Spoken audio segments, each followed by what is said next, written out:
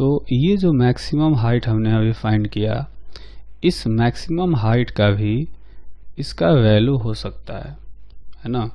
क्या होगा, आप देखेंगे कि जो मैक्सिमम हाइट है उसको हमने डिराइव किया तो ये आया है h is equal to u square sine square theta by 2g। ठीक है, लेकिन maximum value of maximum height is equal to h maximum is equal to u square by 2g। ये तब होगा जब साइन स्क्वायर थीटा का value हम लोग रखेंगे 1, यानी थीटा का वैल्यू रखेंगे π/2 और 90 डिग्री। तो ये मैक्सिमम हाइट का भी मैक्सिमम वैल्यू है ना। मैक्सिमम हाइट तो तब होता है कि किसी थीटा पर प्रोजेक्ट किया, लेकिन उस मैक्सिमम हाइट का भी मैक्सिमम वैल्यू निकालना होगा तो हमें थीटा भी अपने मर्जी से सेलेक्ट करने का ऑप्शन दिया जाएगा। तो हम लोग क्या करेंगे, थीटा का जो वैल्यू है वो सबसे बड़ा सेलेक्ट करेंगे, यानी कि 90 डिग्री। तो 90 डिग्री अगर फेंका जाए, कहने का मतलब है कि जब पार्टिकल को सीधे ऊपर फेंका जाएगा तो उस केस में जो मैक्सिमम हाइट आएगा वो सबसे बड़ा होता है ना, और वो होता है यू स्क्वायर बाई 2g जो हमने यहाँ पर फाइंड किया है। ठीक, इसके बाद हम लोग एक और नई क्वांटिटी को फाइंड करेंगे जिसको कि कहा जाता है हॉरिजॉन्टल रेंज, है ना। अब हॉरिजॉन्टल रेंज क्या होता है, ठीक, तो जो प्रोजेक्टाइल है वो हॉरिजॉन्टल डायरेक्शन में जो टोटल डिस्टेंस ट्रेवल करता होगा उसको हॉरिजॉन्टल रेंज कहा जाता है ना। It is total horizontal displacement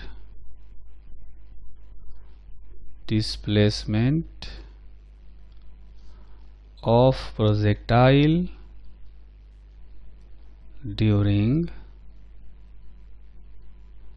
during time of flight. जितनी देर तक वो हवा में रहता है उतनी देर में कितना हॉरिजॉन्टल डायरेक्शन में डिस्प्लेस होगा उसको हॉरिजॉन्टल रेंज कहा जाता है। ठीक है, तो इसके लिए हम लोग एक फिगर बनाते हैं। सपोज ये y एक्सिस हो गया और ये हो गया इसका x एक्सिस। ठीक है, तो ये हो गया x एक्सिस, ये y। अब जो पार्टिकल का जो पाथ होता है वो पैराबोलिक शेप का होता है, तो अगर उसको ड्रॉ करें, है ना, तो आप देखेंगे कि यहाँ पर जो टोटल हॉरिजॉन्टल डिस्प्लेसमेंट है इसको कहा जाता है रेंज। पार्टिकल जो है t = 0 पर ओरिजिन पर है और टाइम ऑफ फ्लाइट के बाद यहाँ पहुँचता है। ठीक है, तो ये हॉरिजॉन्टल डिस्प्लेसमेंट जो है x डायरेक्शन में उसी को हॉरिजॉन्टल रेंज कहा जाता है। ठीक, तो अगर हम बात करें कि x डायरेक्शन में जो डिस्प्लेसमेंट है, जो हॉरिजॉन्टल डायरेक्शन में डिस्प्लेसमेंट है उसको हम लोग लिखते हैं ut cos थीटा। ठीक, लेकिन एट t = T, मतलब अगर t के जगह पर टाइम ऑफ फ्लाइट रख देंगे तो टोटल डिस्प्लेसमेंट जो है x डायरेक्शन में वो रेंज के इक्वल होना चाहिए। तो कहेंगे at t = time of flight x should be equal to horizontal range. That means range is equal to t और x का वैल्यू इस इक्वेशन में रखते हैं तो आएगा range is equal to u into t into cos theta. ठीक है, तो r is equal to u, ये जो टाइम ऑफ फ्लाइट है इसका वैल्यू रखते हैं जो हमने पीछे कैलकुलेट किया था, वो आया था 2u sin theta by g into cos theta. ठीक है, तो इसको और सिंप्लीफाई करेंगे तो ये हो जाएगा u square 2 sine theta into cos theta divided by g. मतलब रेंज जो है वो हो गया u square sine 2 theta by g. ठीक है, ये हो गया हॉरिजॉन्टल रेंज। तो अगर आप देखेंगे कि इस आर का वैल्यू को हमने यूज़ किया था कब, जब ट्रेजेक्टरी इक्वेशन डिराइव कर रहे थे, है ना। तो ट्रेजेक्टरी इक्वेशन डिराइव करते टाइम में हमने ये जो वैल्यू है, ये जो टर्म है, इसकी जगह पर आर सब्स्टिट्यूट किया था। ठीक, तो ये रेंज का फॉर्मूला हो गया R is equal to u square sine 2 theta by g, है ना। एक तो ये हो गया फॉर्मूला, और इसको हम लोग दूसरे तरीके से भी लिख सकते हैं। जैसे यहाँ पर लिखा हुआ है तो लिखेंगे 2 into u sine theta into u cos theta divided by g, है ना। तो रेंज को ऐसे भी लिखा जा सकता है 2, यू कॉस थीटा को लिखा जा सकता है यू एक्स, और u साइन थीटा को लिख सकते हैं यू आई, और g जो है उसको लिखा जा सकता है एक्सेलरेशन इन y डायरेक्शन का मैग्नीट्यूड। तो जो रेंज है उसको ऐसे भी लिखा जा सकता है। ठीक है, अब अगर हमें ऑप्शन दे दिया जाए कि किसी भी एंगल पर प्रोजेक्ट करो लेकिन मैक्सिमम रेंज होना चाहिए, है ना, तो हम उसके लिए क्या करेंगे कि for maximum range r is equal to u square sin 2 theta by g. यहाँ से देखेंगे तो रेंज मैक्सिमम करने के लिए अब हमें थीटा सेलेक्ट करने का ऑप्शन दिया गया, तो हम लोग क्या करेंगे, साइन 2 थीटा को मैक्सिमम रखेंगे यानी +1 रखेंगे। ठीक, तो यहाँ से यह आएगा कि जो 2 थीटा है उसका वैल्यू हमें रखना पड़ेगा पाई बाई 2, यानी थीटा का वैल्यू रखना पड़ेगा पाई बाई 4। ठीक है, तो मैक्सिमम रेंज के लिए एंगल ऑफ प्रोजेक्शन होना चाहिए pi by 4। So range will be maximum when projectile will be projected at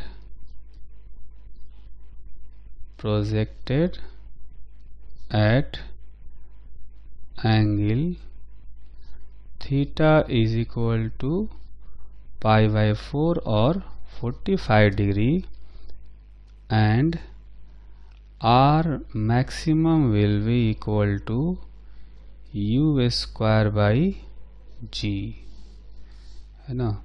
तो ये हो जाएगा मैक्सिमम रेंज। आप यहाँ देखेंगे इसमें से साइन 2 थीटा का जो वैल्यू है इसको +1 रखेंगे तो रेंज का मैक्सिमम वैल्यू हो जाएगा यू स्क्वायर बाई जी, है ना। तो ये आ गया मैक्सिमम रेंज का वैल्यू। ठीक,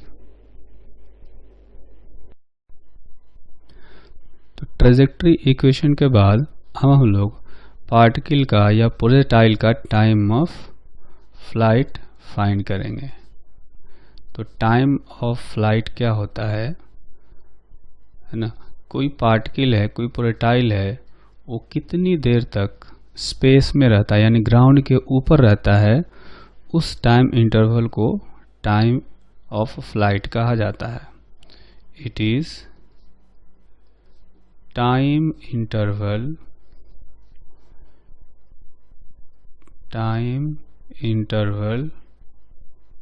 till which a projectile remains above ground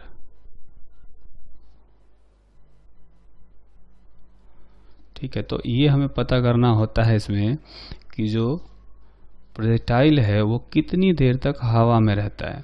जितनी देर तक हवा में रहता है उसको उसका टाइम ऑफ फ्लाइट कहा जाता है। तो अगर इसको हम लोग टाइम ऑफ फ्लाइट का वैल्यू फाइंड करने की कोशिश करें तो उसके लिए हम एक फिगर बनाते हैं फिर से। तो सपोज ये हो गया वाई एक्सिस और ये हो गया एक्स एक्सिस ठीक है। और जो अपना प्रोजेक्टाइल है वो कुछ पैराबोलिक पाथ फॉलो करता हुआ ऐसे जाकर के यहाँ पहुँचता है ठीक है।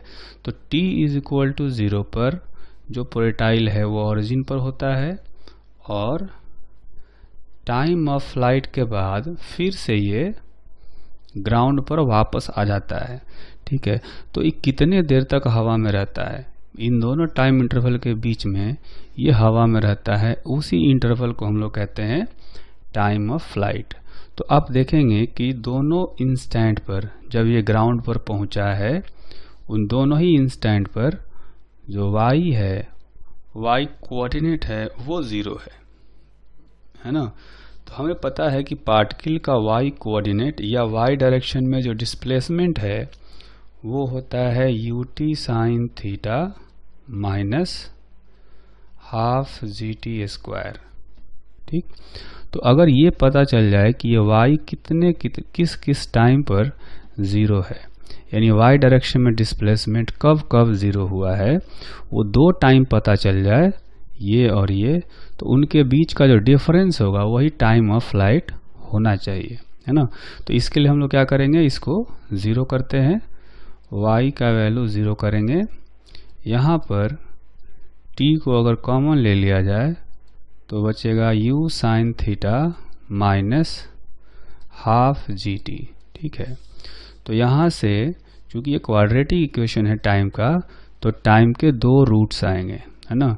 एक रूट आएगा 0 जब इसको 0 करेंगे और दूसरा रूट आएगा जब इस ब्रैकेट वाले पार्ट को 0 करेंगे।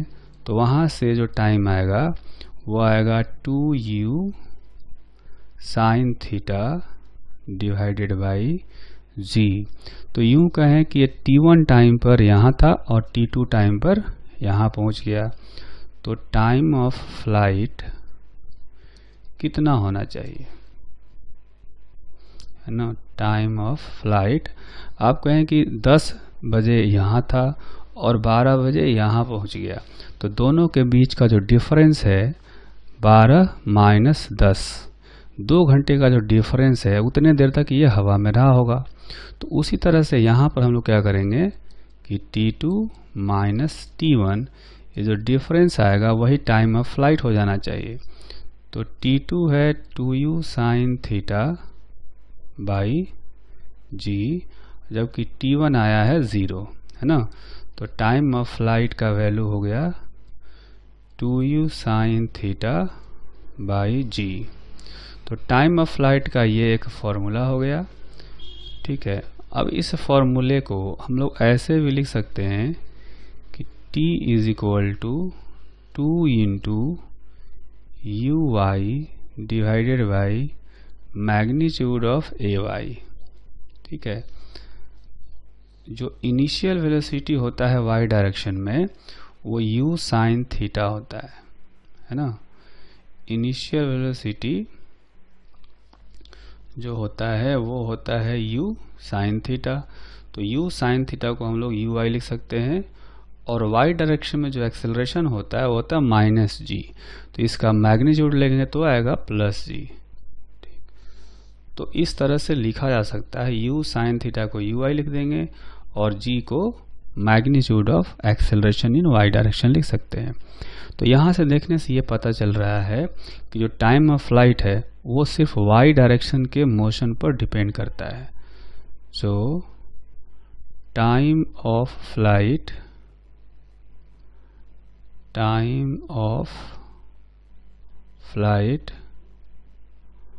only depends on vertical motion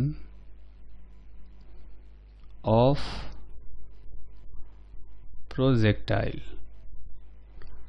है ना। इसका हॉरिजॉन्टल मोशन से कोई लेना देना नहीं है, वर्टिकल मोशन पर ये डिपेंड करता है।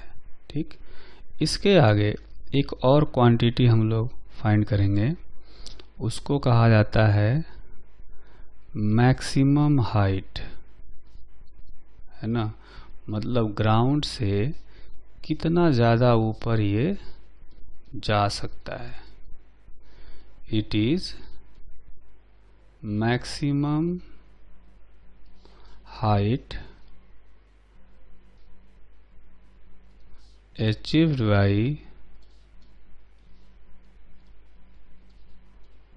projectile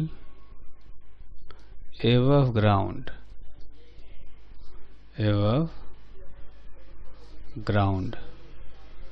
ठीक है।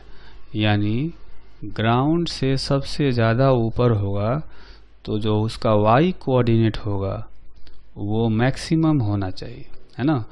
तो इनडायरेक्टली कहें तो हमें y का मैक्सिमम वैल्यू पता करना है ना।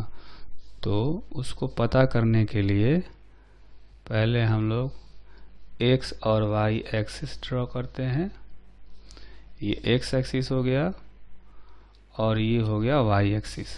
ठीक, तो जो अपना प्रोजेक्टाइल है वो कुछ पैराबोलिक पाथ को फॉलो करता हुआ ऐसे जाएगा, है ना।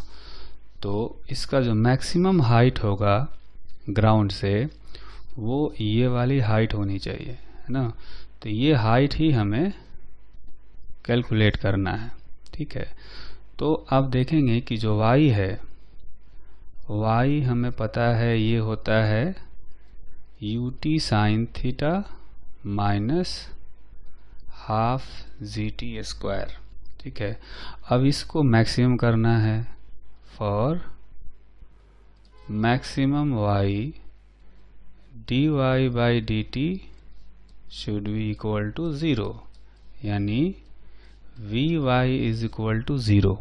तो ऐसा कर सकते हैं कि जब मैक्सिमम हाइट पर होगा तो वहाँ पर इसकी वर्टिकल वेलोसिटी 0 होगी, यानी जब यहाँ पर होगा तो ऊपर वाली वेलोसिटी 0 हो जाएगी, वर्टिकल वाली। हॉरिजॉन्टल वाली तो चेंज नहीं होती, तो ये हमेशा u cos थीटा रहता है। ठीक है, तो यहाँ से हम ये कह सकते हैं कि इसको डिफरेंशिएट करने से क्या आएगा, तो इसको डिफरेंशिएट करने से आएगा u sin थीटा t का डिफरेंशिएशन क्योंकि टाइम के रिस्पेक्ट में कर रहे हैं तो 1 आएगा, minus half g t square का डिफरेंशिएशन हो जाएगा 2t इज इक्वल टू 0। तो यहाँ से t का जो वैल्यू आएगा वो आ जाएगा u sin theta by g। अब ये देखेंगे तो टाइम ऑफ फ्लाइट का आधा है ना।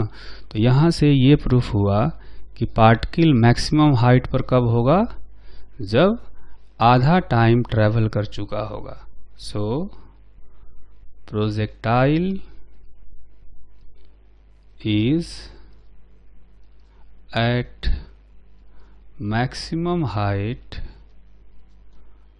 When t is equal to half of time of flight.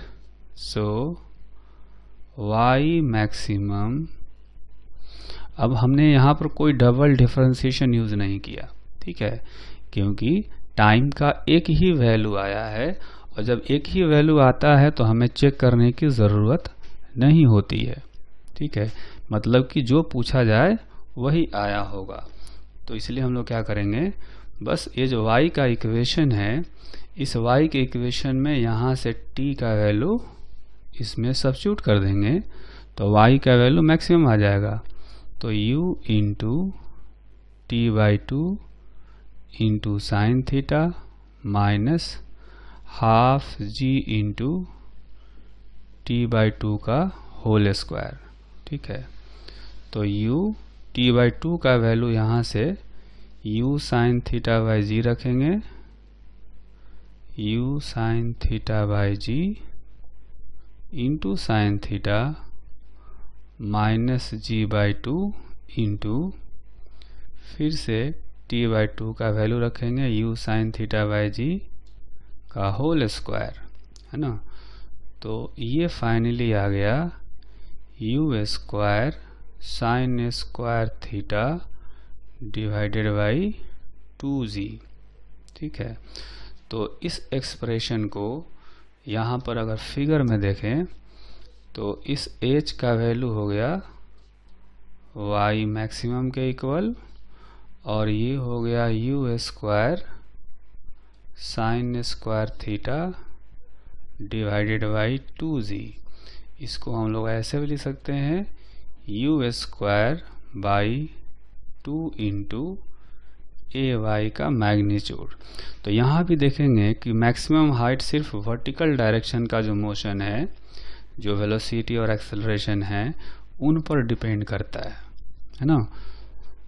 तो इसका फाइनली हम लोग फॉर्मूला ऐसे लिख सकते हैं y maximum is equal to maximum height is equal to u square sine square theta by 2g is equal to uy square by magnitude of 2 into ay।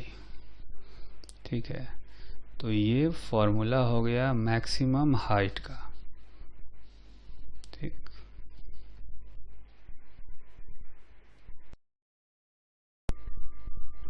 तो trajectory equation होता क्या है, पहले हम लोग ये समझते हैं।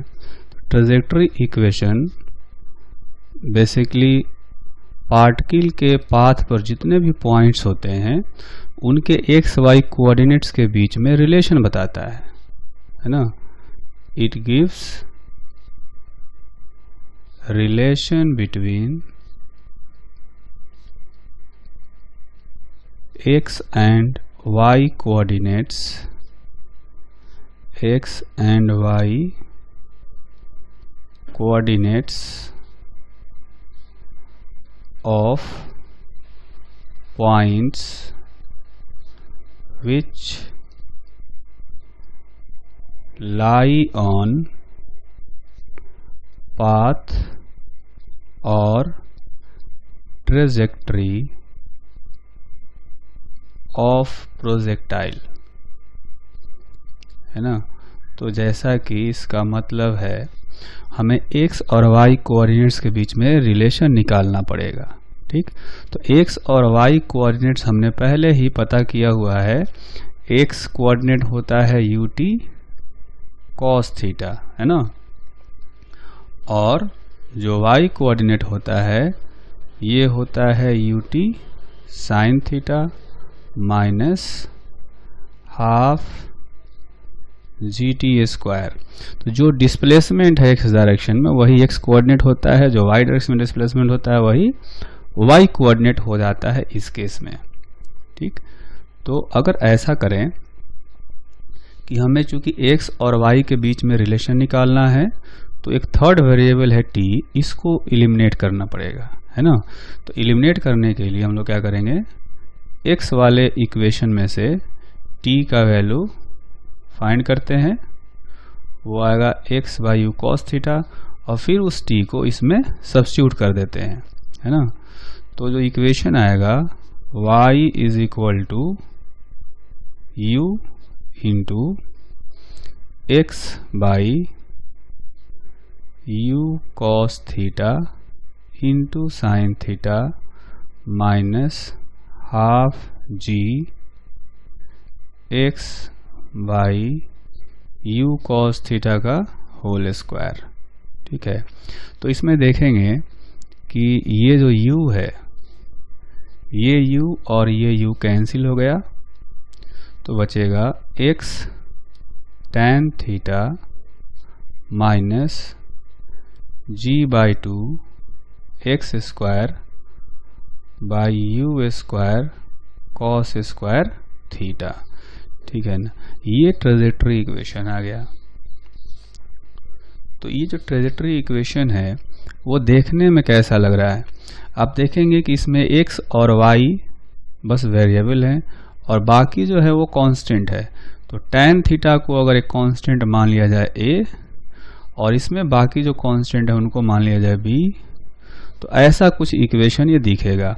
और ये जो इक्वेशन है ये पैराबोला का इक्वेशन है, इक्वेशन ऑफ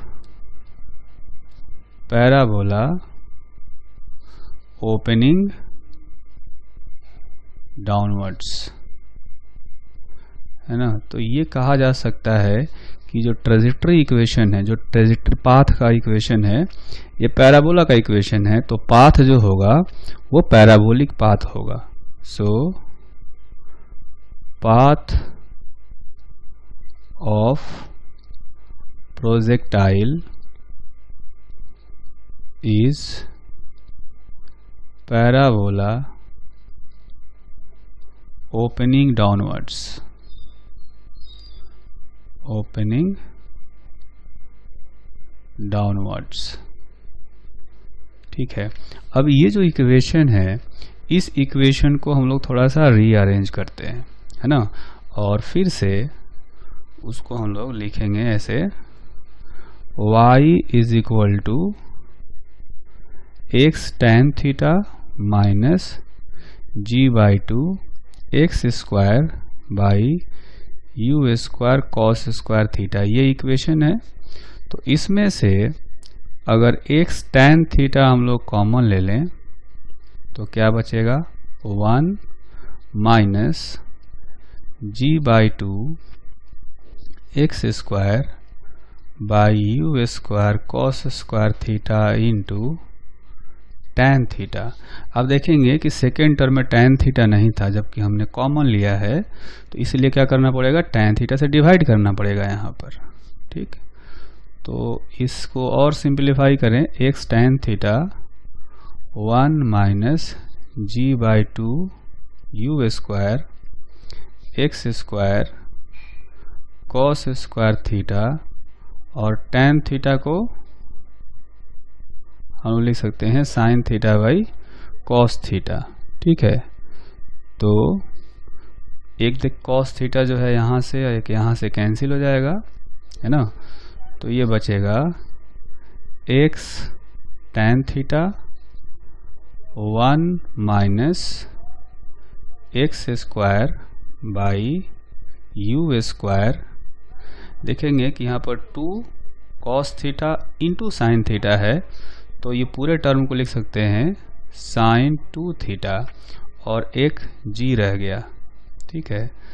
अच्छा, इसको और थोड़ा सा लिखें आगे, तो इसको लिखा जा सकता है x tan थीटा 1 माइनस, यहाँ पर एक चीज़ हम लोग चेंज करेंगे कि चूंकि हमने x तो कॉमन ले लिया है, तो यहाँ पर x स्क्वायर नहीं होगा बल्कि x बचा होगा, है ना।